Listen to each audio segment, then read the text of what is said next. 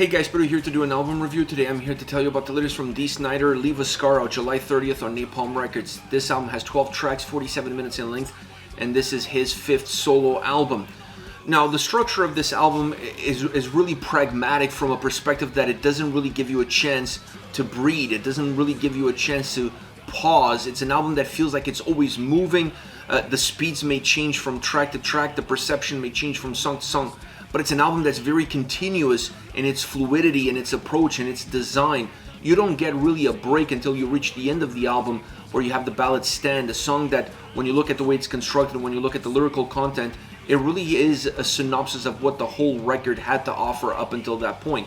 So I understand from that perspective putting that song at the end of the record, but I felt for an album like this that has so much momentum, that has a lot of heaviness from top to bottom, as a listener, you feel like it needs a little bit of a break somewhere in the middle. So perhaps having a second ballad in the middle of the record would really make the album feel more balanced all around.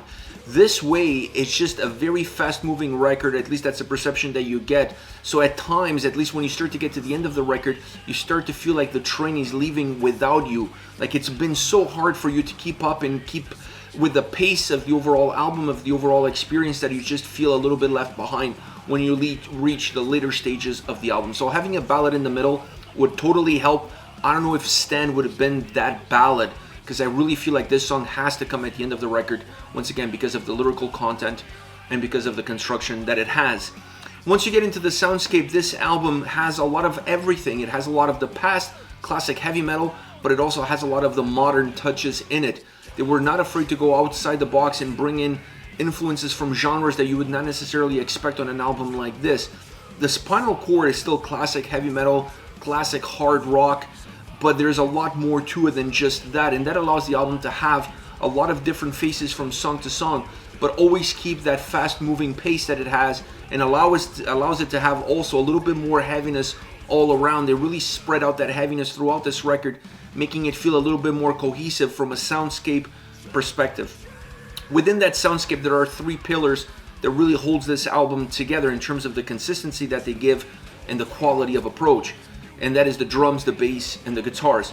The drums and guitars feel like they're really working well together. They feel like, while being 2 different elements, they almost become one as you progress down the line with a record. You really feel like every single song, the drums and the guitars are providing you a sense of substance, are providing you a sense of drive, a sense of force, a sense of heaviness, a sense of depth to the overall experience that this record has as far as the soundscape is concerned. They're not necessarily doing the same things in parallel to each other, but the consistency in which they're coming across and the quality of the recording for both drums and guitars is really outstanding on this album. You cannot listen to this record and not realize the quality of the drums and the quality of the guitars.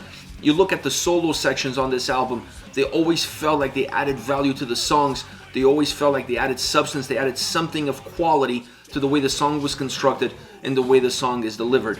I have to mention the bass as well, because it's sometimes the forgotten child, if you will. It's hidden in the mix, or you don't give it the right spotlight in order to really allow it to shine and have a more direct impact on how the listener perceives the record. I felt that on this album, they allowed the bass to have more of a role, not necessarily hiding it. So I really like the mixing as far as the bass is concerned, because it gives a very noticeable tone. It gives a very noticeable atmosphere to the way these tracks come across, to the heaviness that the songs have, but also to the mood of the track. I felt that perhaps outside of the bass, the guitars really translate the mood of the songs well, but the bass really emphasizes that spirit that the song has built in the lyrics, and in how Dee Snider then delivers his vocals. And by the way, Dee is getting better with age. I mean, this man is a fine wine. This album really cements that he's very multifaceted in terms of how you can approach a track, in terms of what influences you can bring into a song, and he never feels like a fish out of water. He's always able to deliver the right performance, the right style, the right tone, emphasizing on the right words as you're going through the tracks, in order to make these songs as personal, as impactful as possible. Not just personal to him who's singing it, but personal to you who's listening to it. This is an album that feels more connected with him, more emotionally driven all around, and therefore I felt like I connected a lot better with it. When you look at the previous album and you look at this album, the two almost feel like they're worlds apart. This is a more direct, to me, is an album that has more of a stronger message built in within it. It's not just about rock and roll. It's not just about headbanging and putting your horns up. This album, to me, feels like it has a lot more to give to the listener. There's more for you to digest. There's more for you to go through it. So it's an album that comes from a deeper place, and because of that, it has a stronger delivery, it has a stronger sound, it has a stronger essence. Outside of the structure, this album is flawless. Now, as far as favorite songs are concerned, I want to start off with Silent Battles, my favorite song on the album, an absolute banger of a track.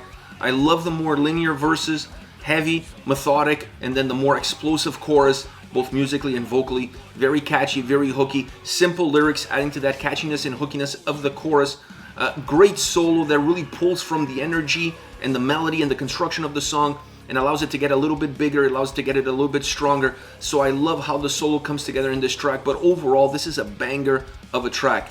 Next you have In For The Kill. The bass opening sets the tone for the song and sets the tone for what the bass is going to do throughout this track, and I love that. I love that they gave it some of a spotlight, if you will, on this song, that it really allows you to digest the quality of the bass work throughout the record, but really spotlighting it on this song. Overall, this is a track that feels like it's gaining momentum until it reaches the chorus. Once it gets into the chorus, it becomes a little bit stronger, a little bit more bombastic, and that's the nature of the track. The nature of the track that then translates itself to the nature of the solo that also feels like it's gaining momentum until you get to that explosiveness that towards the end. So I love how the song is constructed, and I love that the construction of the solo kind of mirrors the overall construction of the song. Last but not least, Stand, the ballad, very somber ballad, but your prototypical ballad that starts off a little bit more stripped down, and then it gains momentum, it gains strength, it gains volume as it progresses. But a song that really encapsulates the whole record. It encapsulates the message of the album, the nature of the album, and it really comes together in the end, in the way it's delivered, in the way it's created, in the way it's put together. Like I said earlier, I don't think you could have this song anywhere else on the album because it really works as a synopsis, but at the same time I felt like another ballad somewhere in the middle would have really helped the overall construction. But that takes nothing away from the quality of the song, from what the song does, and it's such a closing track. You really feel the curtains coming down when you listen to this song. You were able to dive a little bit deeper into the lyrics due to the musical nature of the track itself, but I love the sound, the presence, the lyrical content, and how it comes at the end, allowing you to perhaps feel like you're in a little bit of a cliffhanger, if you will, if you're looking at it from a movie style perspective. This is it. This is Dee Snider with Leave a Scar, out July 30th on Napalm Records. Let me know your thoughts on the singles, on the album. Use the comment section below. I'll be reading those and getting back to you. Take care, guys.